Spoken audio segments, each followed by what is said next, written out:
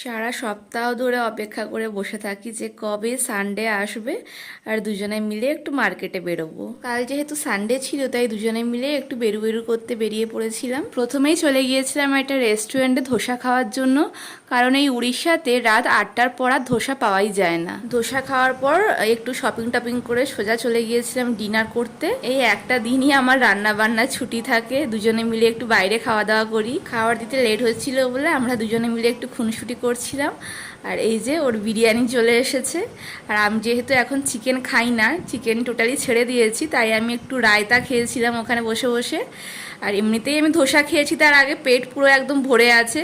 আর উনি কিছুই খাননি, ধোসাও খাননি, শুধু ডিনার করবেন বলে। সাথে একটা কোল্ড ড্রিঙ্কস ছিল, তাতে জলজিরা মেশানো ছিল, বেশ টেস্টি লাগছিল খেতে। আর ভিডিওটি ভালো লাগলে অবশ্যই কিন্তু আমার চ্যানেলটি সাবস্ক্রাইব করে দেবেন।